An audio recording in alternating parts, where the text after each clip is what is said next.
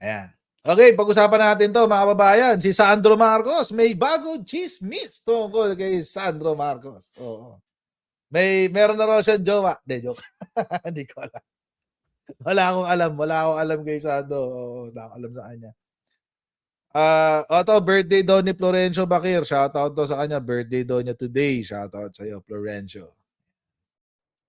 Happy birthday to you. may girlfriend na raw si Sandro. Ang girlfriend niya daw si Kina.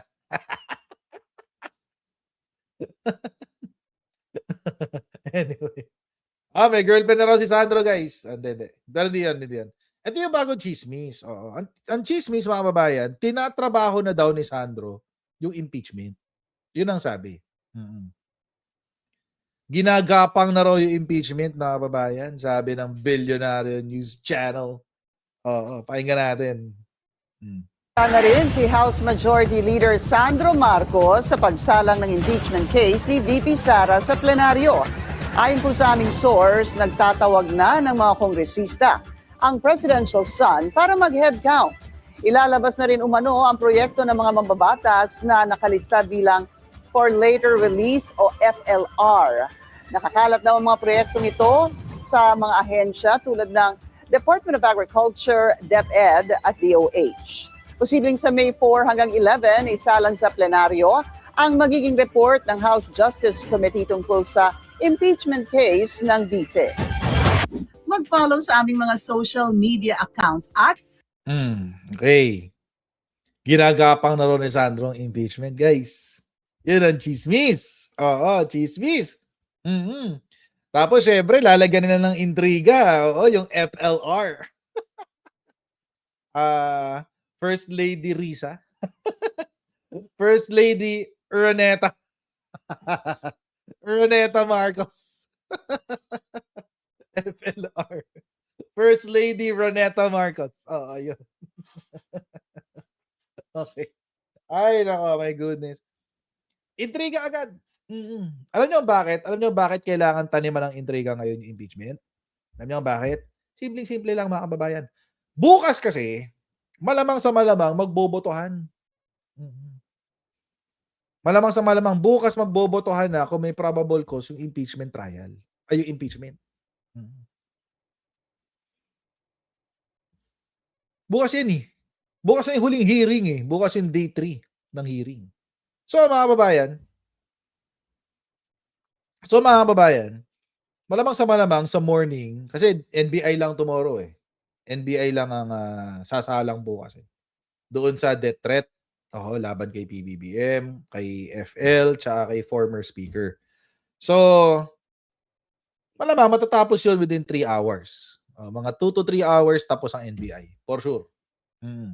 Baka mas maaga pa nga eh. Baka by lunchtime tapos na ang tapos na ang NBI. Sure ball yan. No joke. Pero mga babayan, so meron silang buong afternoon para mag-deliberate, mag-debate, meron bang basis talaga, meron ba talagang patutunguhan ng impeachment, may ebidensya ba talaga? Oo. Roel Arrogante, salamat po sa inyong super chat. God bless po. Ayan. So, sa hapon pa ang bloodbath, correct, Chris Angel. Sa hapon pa ang bloodbath. Oo. At ang may hawak ng beat ay si Congresswoman Luistro. Hawak niya ang beat. Kaya mga kababayan, bukas, for sure, pagkatapos ng hearing, most probably, alam nyo, I'm confident. Confident ako bukas, mga kababayan, na may probable cause already. May probable cause. Doon pa lang, mga kababayan, doon pa lang sa sinabi ng NBI na pineke yung mga pirma. Probable cause na yun. Doon pa tayo sa sinabi ng COA na final na yung notice of disallowance nila. Probable cause na yun.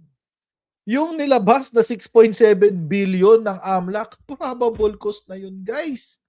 Tapos yung sa ALED na hindi nag-match doon sa AMLAC, probable cause na yun. Sureball na yan.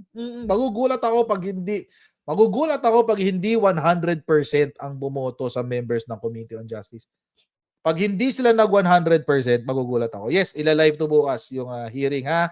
Kina, palambing, ikaw na bahala. Oo. Magugulat ako mga kababayan bukas, mga kotsero, kung hindi 100% ang boto ng Committee on Justice. Ito sa death threat. Sureball na rin to guys kasi it's very obvious yung ebidensya. The evidence will speak for itself. The video itself is the evidence. Oo. Di ba? Gusto ko yung mga ganitong comment. Teka lang, papansinin ko lang tong comment ni Lorna Parto. Oo, ito sabi niya. Ikaw, Jared, hanga ako sa'yo noon. Ngayon ay no good na. Oo. No good na kasi ayaw ko na sa mga Duterte. Ganun lang kasimple yun. Hindi naman nagbago yung mensahe ko eh. Hindi nagbago yung mensahe ko. Ang mensahe ko ay ipagtanggol natin ang interes ng Pilipinas, ipagtanggol natin ang interes ng mga mas hindi walang kayang laban, hindi kayang lumaban. Wala naman nagbago sa mensahe ko eh. Ayaw lang ng mga taong katulad ni Lorna nung mensahe na palpak ang Duterte. Oo. Ayaw lang niya nun. Panahon na para gumising-gising ng konti, Lorna. Oo. Hawak ni Lord ang beat. At baka kapag ginawa ka ni Lord ang beat sa buhay mo, ewan natin. Diba? Oo. Pangit yung ganung mindset, men. Yung DDS lang ako or loyalista lang ako, whatever. Oh. Binitawan ko na yan. Sumusuporta pa rin ako kay PBBM. Am I a hardcore loyalist? No. Not anymore. Not anymore. Kasi, syempre may mga pero susuporta ako sa administrasyon. Kasi ginagamit ko yung utak ko. Tulad kanina, di ba? Sinita natin yung mga gabinete ni PBBM. Pero lang talaga yun.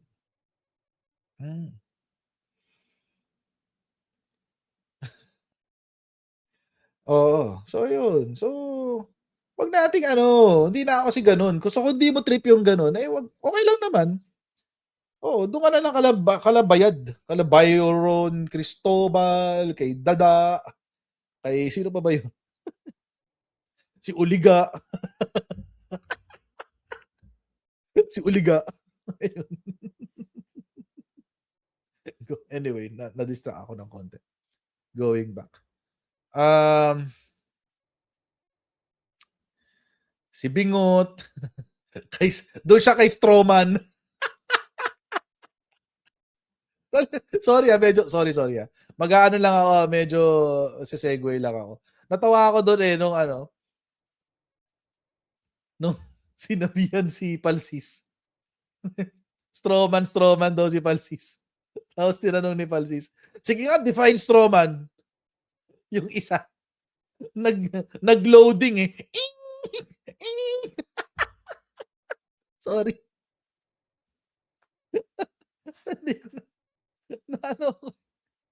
Natawa ako, biglang, tapos nakita ko yung loading na, yung bilog.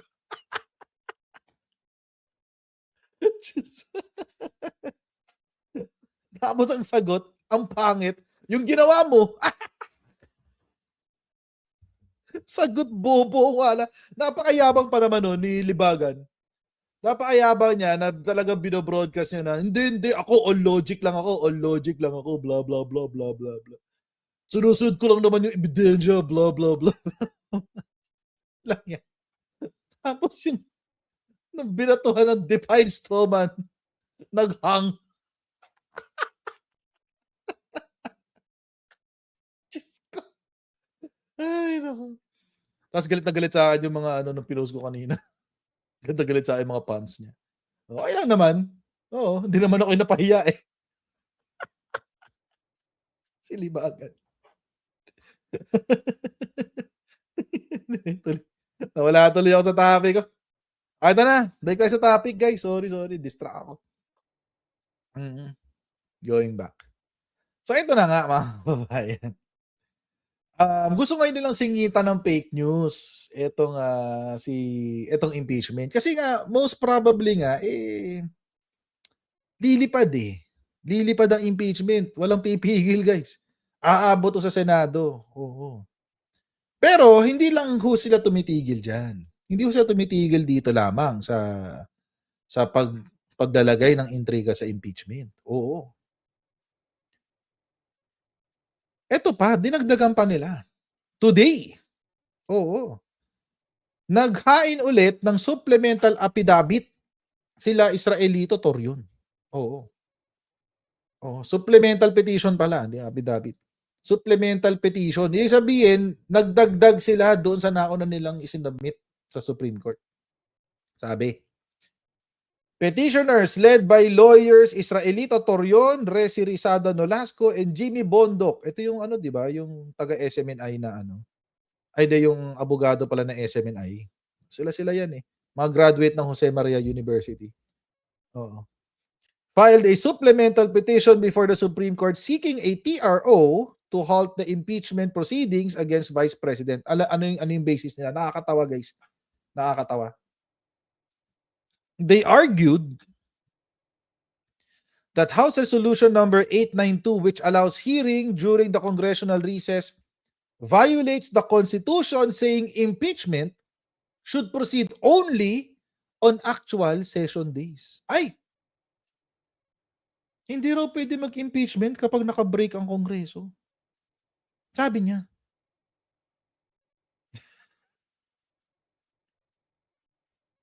Sabi niya, guys. Oo. Sabi niya. Ano yung basis? Ang basis kasi na sinabi niya, mga kababayan, ito. Yung sa decision kasi ng Korte Suprema nitong January 2025, ang sinabi po ng Korte Suprema,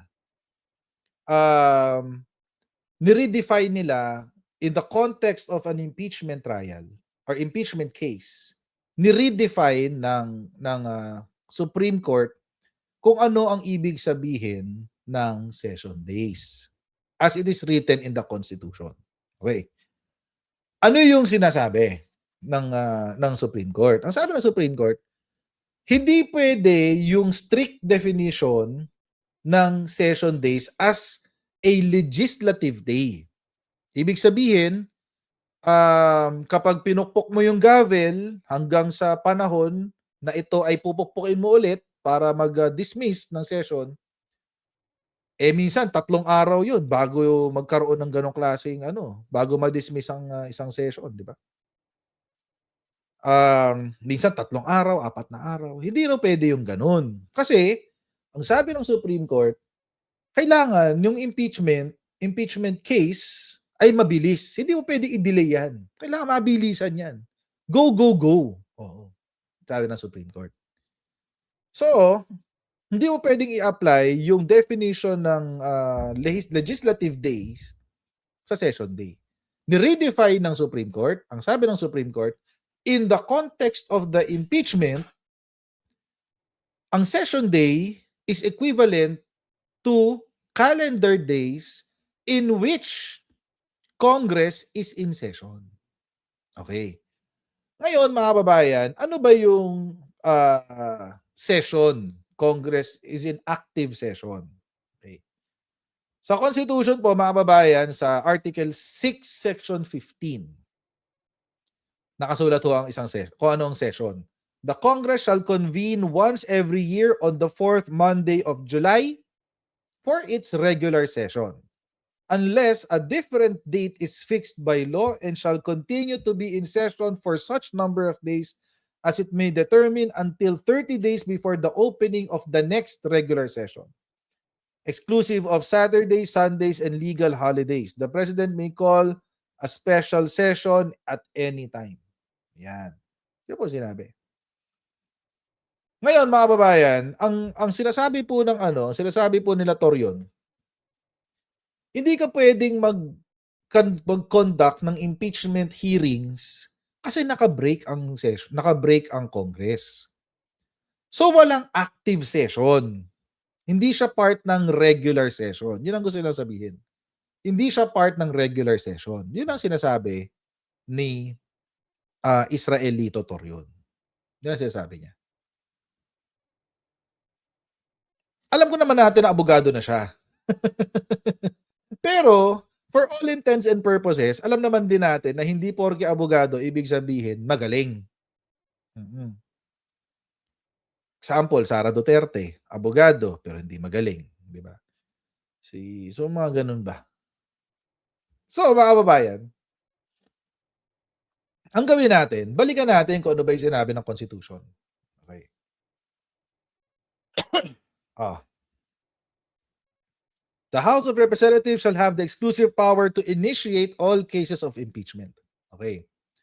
A verified complaint for impeachment may be filed by any member of the House of Representatives or by any citizen upon resolution or endorsement by any member therefore or thereof, which shall be included in the order of business within 10 session days and referred to the proper committee within 3 session days thereafter. The committee, after hearing and by a majority vote of all of its members, shall submit its report to the House within 60 session days from such referral, together with the corresponding resolution. The resolution shall be calendared for consideration by the House within 10 session days from the receipt thereof. Okay.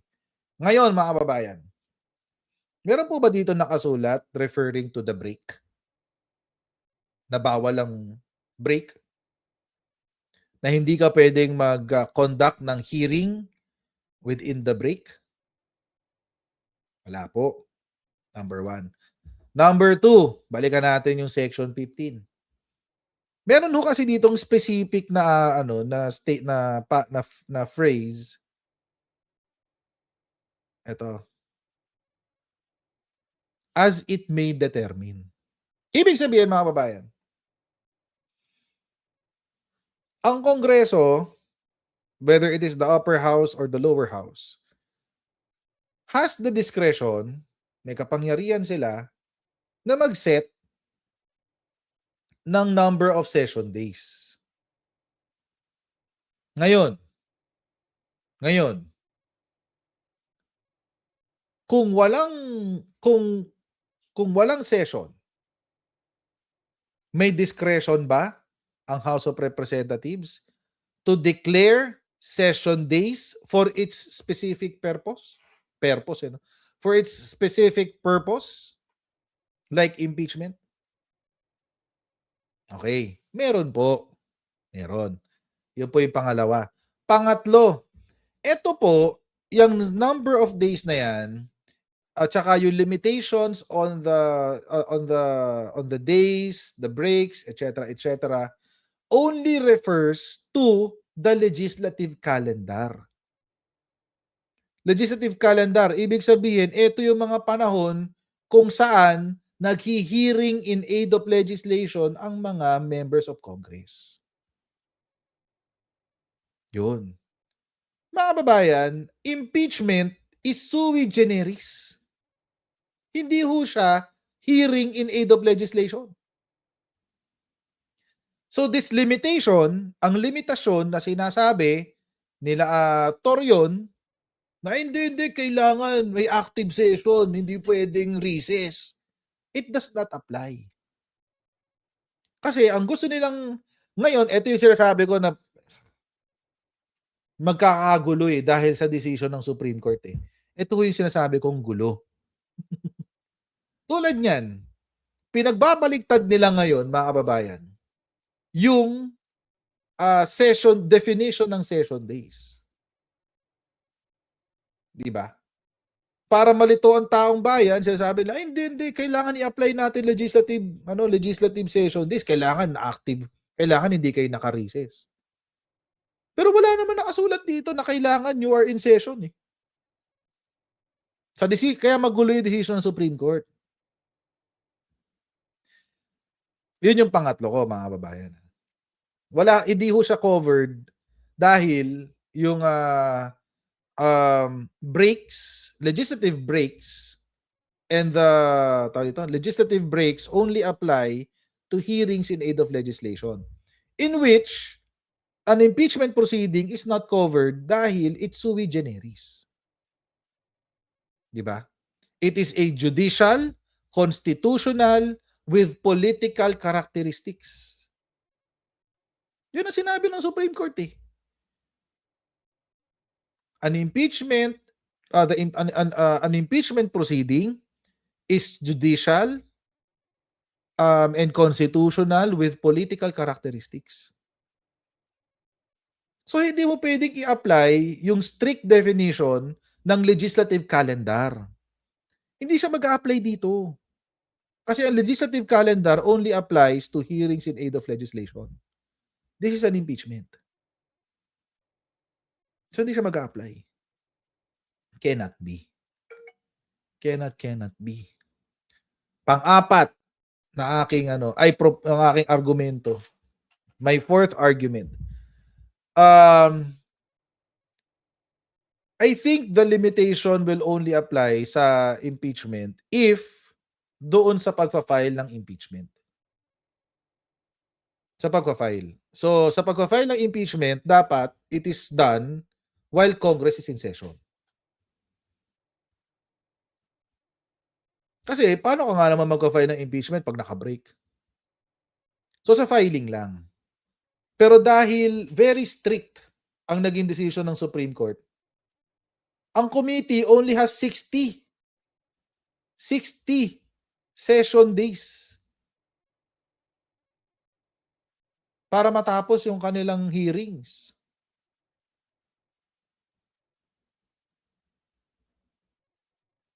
$60 session days lang. Na ngayon ay 60 calendar days. 2 months. 2 months lang meron. So paano, let's say, sinunod. Naka-break eh. Hindi mo na tayo mag-hearing. 2 months ang break. 60 days. Paano pag nag-hearing na ng May? Ano naman ang sasabihin ni Torion? Ay wala na, lipas na. Hindi na kayo pwede mag-hearing. Kasi lumampas na kayo sa 60 days eh. Ang sinabi kasi 60 days where the Congress is in session.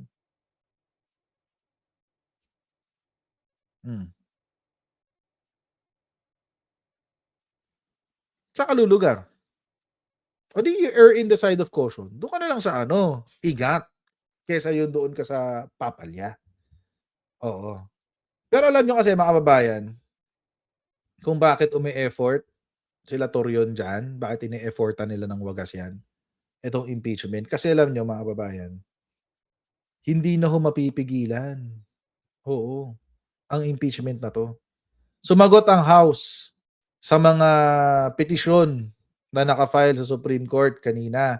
Sumagot po ang ating Solicitor General. Sabi, respondents, House of Representatives humbly yet strongly maintain that the process and the manner of evaluating the sufficiency of an impeachment complaint is strictly within the authority of the House vested in the Constitution and materialized in its rules of procedure in the impeachment proceedings. Ayan. Sa Tagalog, mga kababayan, simpleng-simple lang. Pasensya na, Korte Suprema, pero wala kayong karapatan pigilan to.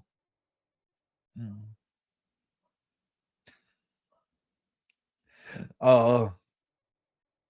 Dahil nakasulat mismo sa ating konstitusyon na ang Kongreso, ang House of Representatives has the exclusive power to initiate an impeachment complaint.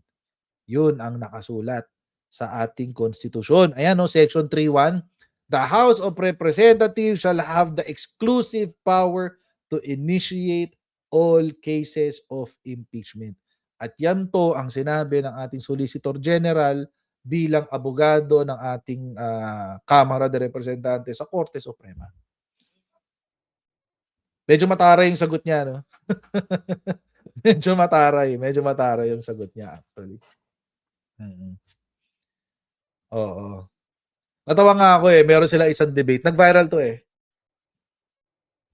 Si Leonen yata yung kausap niya tsaka si Berberabe. Nagdi-debate silang dalawa sa hearing.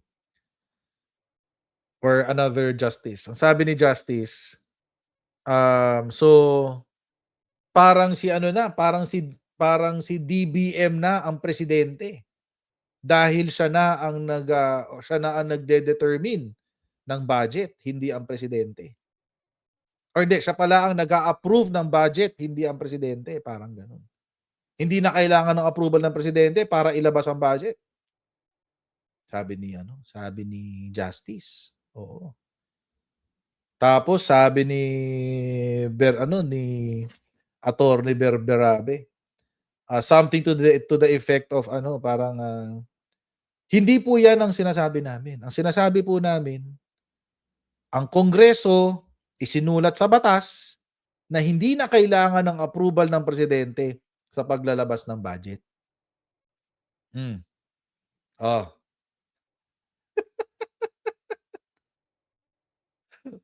Mic drop. Tak. Tama naman. Tama naman. Kasi hindi you cannot fault the president if he is only following the law that was approved by the House of Representatives and by the Senate. Wala kang choice dun. Hindi ko alam kung ano nangyari na dun. Iintayin ko na lang yung decision sa unprogram appropriations kasi parang very interesting to si Solicitor General Berberabe. Oo. Magaling. But anyway, so ayun nga, sinabi ng tawag dito, sinabi ng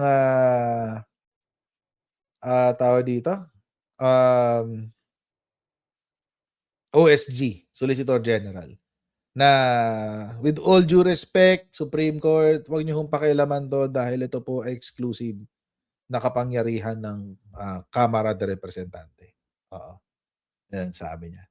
In fact, mga kababayan, alam mo talagang magaling si OSG Berberabe. Kasi siya rin yung sumagot doon sa decision ng impeachment last year. Yung sa impeachment ni Sara.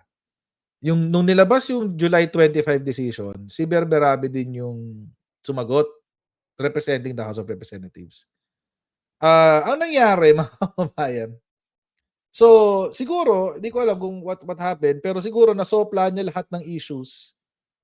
Ang ending doon sa motion for reconsideration, iba na bigla ang issue. Nag-iba na. Oo. Hindi na yung original na issue, yung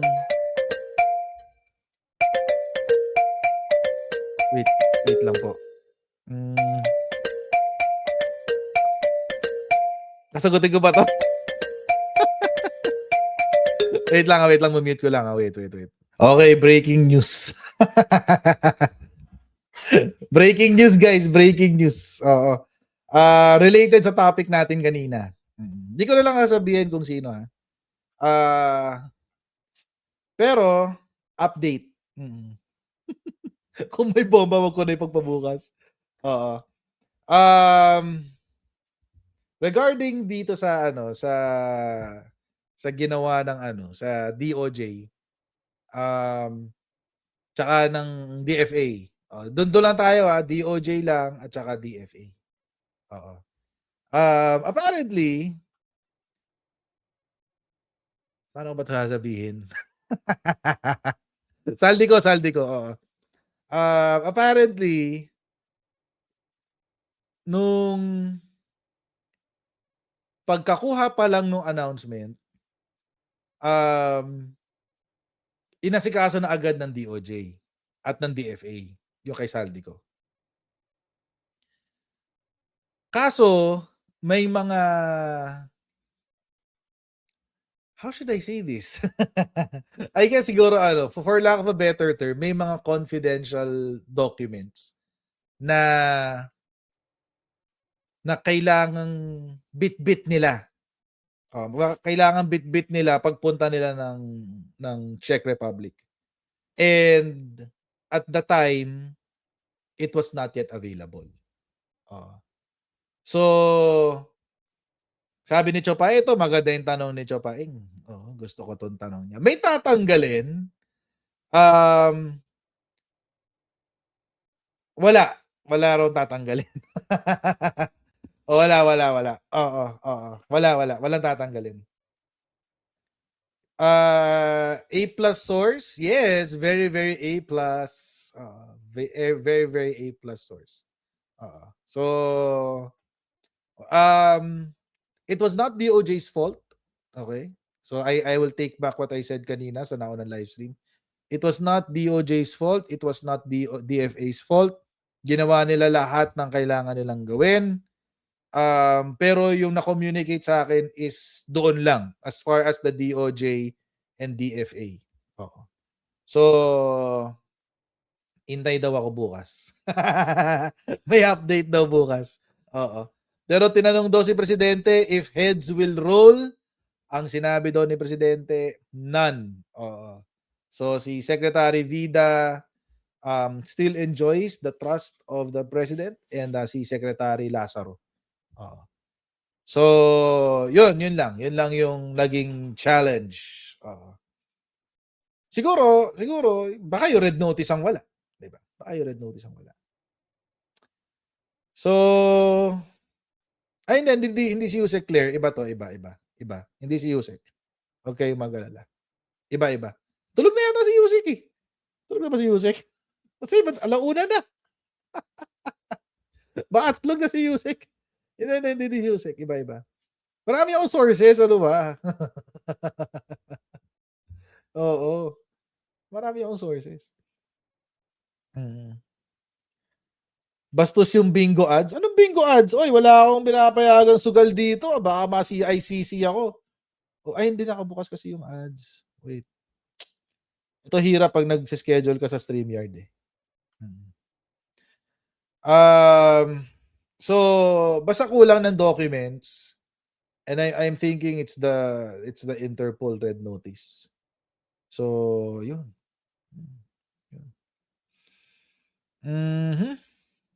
I don't know. I don't know kung yun talaga, but yun. Anyway, saan ba tayo? Mukhang aabuti tayo ng 2:00 dito sa topic natin, guys ha. Kasi may isa pa ako. After nito, may isa pa. yung kay Defensor. Pero pa ako isa, guys. Anyway, eto rin mga kababayan, no, isa rin po sa mga bagay na kailangan pag-ingatan ni Sara Duterte. Kasi nagsalita na rin ng IBP, yung Integrated Bar of the Philippines. Oo, yung National President, si Attorney Alan Panolong, nagsalita na rin siya tungkol sa impeachment, guys. Kung meron daw bang nalabag ang ating House of Representatives tungkol dyan sa impeachment. Ito ang sagot ng National President ng IBP. Of how these records, transactions, suspicious transactions, and the ones covered were presented during the House Justice Committee. Did you get any sense that they were being done constitutionally, or there was an overstep, Attorney Panolong?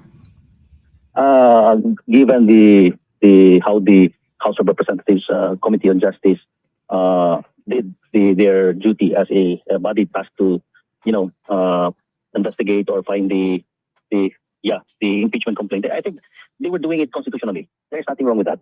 In fact, they are giving this opportunity to the impeachable officer, who is the Vice President, to actually come out and participate in the proceeding, because it's the best way for her to really ventilate her claims or to defend herself of all these allegations.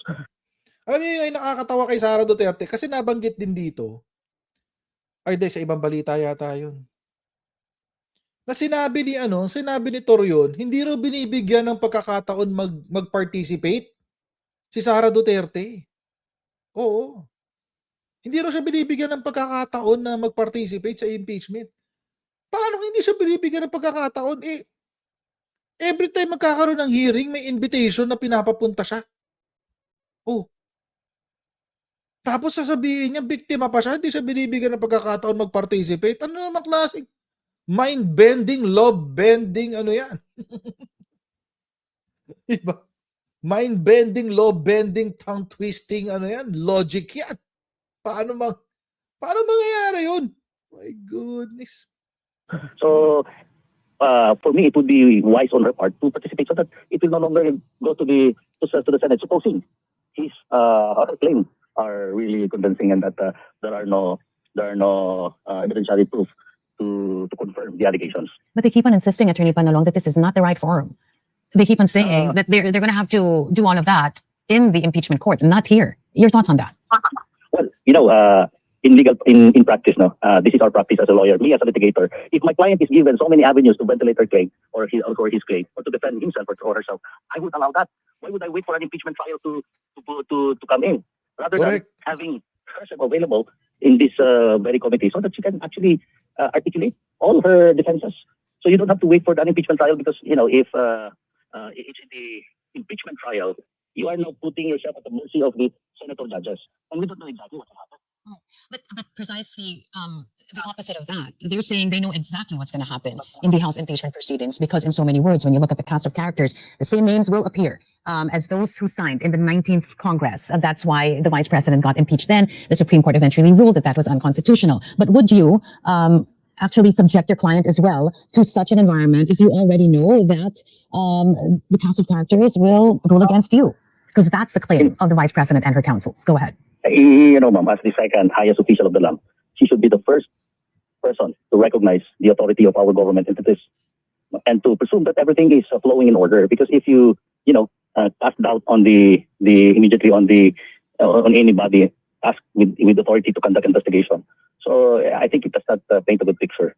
And secondly, is that she has, as the Vice President of this country, she has to respect the proceeding. That is the best way to really show her statesmanship. Attorney Panalong, let's go back to the questions being raised by Attorney Manscarpio. He's also questioning the very fact as to why previous bank records had to be involved or presented, where when the Vice President then wasn't even an impeachable official. What do you think is the rationale behind that? I mean, Congressman Joel Chua already said his piece about this, but I want to know from your vantage point, what is the rationale behind that? Okay, what are you referring to as the previous transactions? Yes, because Yung transactions during silang dalawa. the last proceedings, there were clarificatory questions with regard to the bank account of the Vice President, and the years went as far back as to that time when she wasn't still an impeachable official, and that's what they were questioning. Why even go that far back? Why not just focus on the accounts when she was already an impeachable official? Any thoughts on that, Attorney Panalong, as to why even go that far back? This is my personal take on that issue. Honesty and integrity is a continuing requirement for a public servant.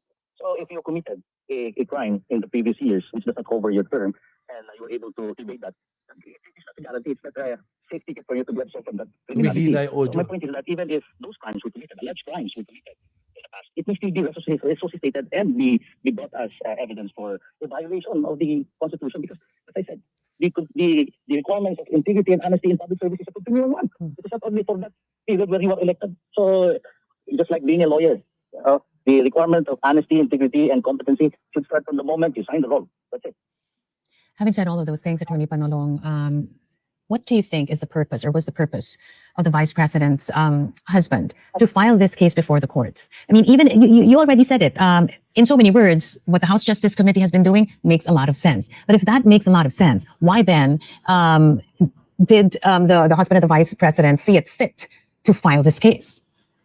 Well, as we all know, Manscarpio is a lawyer himself, so he probably believes that he may not be covered under the investigation, and that he should not be part as a claim in the process. So he's just actually asserting his right. So that is allowed under the Constitution because every person is presumed innocent until proven otherwise. So that is actually a legal option of his of himself, and he can elect that at any time. And There's no because prohibition for that. I get it. And because he took this legal option, obviously, will this legal option then serve sort of as a buffer for any legal action that may be taken against him in the future? Kumbaga po, Attorney Panalong, maari ba itong makapigil sa anumang pwedeng ikaso kay Attorney Manscarpio in the future if it is deemed necessary by authorities? I don't think so because Hindi. yung charges for a Hindi naman prejudicial question yan eh. pwede po mag-vary yan eh. Saka iba-iba yan eh, no? So that won't prevent the state from filing any cases against him for supposed violation of laws. So it is not actually an immunity. It's not actually a shield from being charged by the state for a supposed violation of laws. So by merely filing a case before the court, it doesn't give you immunity, doesn't give you any protection at all. In fact, it doesn't move yet. So what was he simply doing was to hold accountable that person or that public officer who allegedly violated certain provisions of the AMLAC law.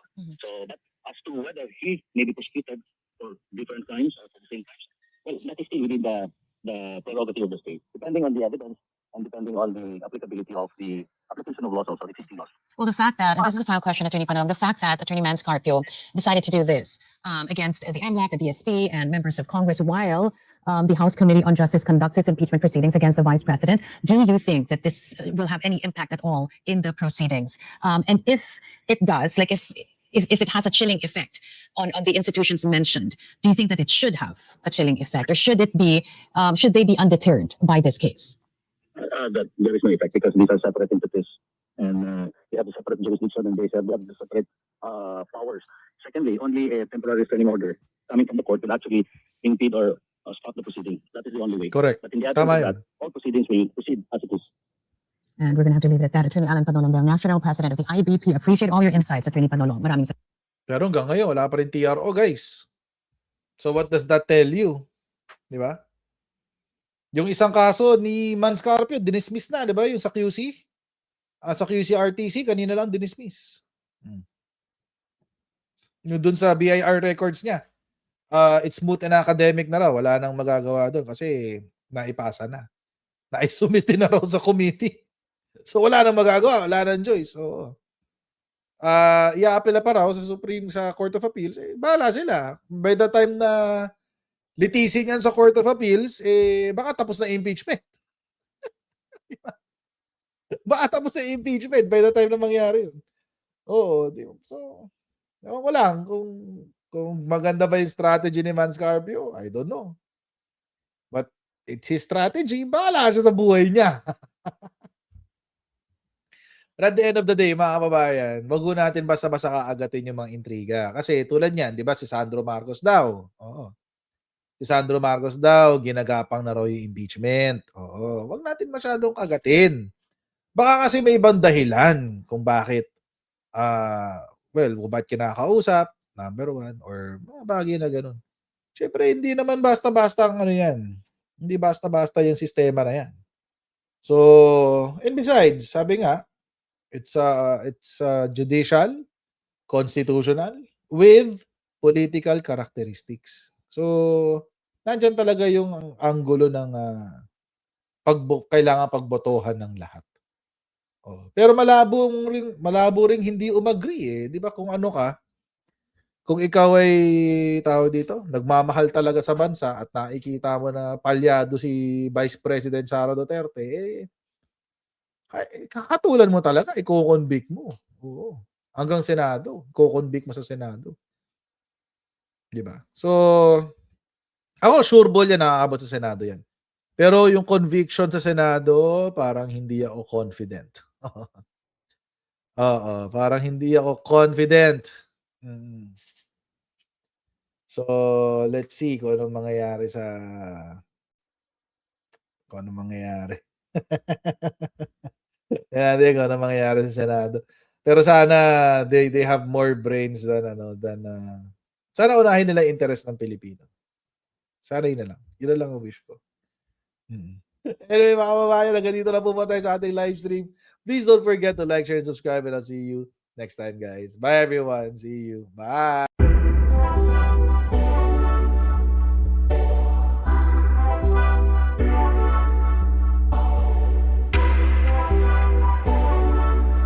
As senator judges, it is your obligation na dapat present ka sa mga proceedings. Hindi naman sakop ng trabaho ng Office of the Ombudsman na magpa-disqualify sa 2028.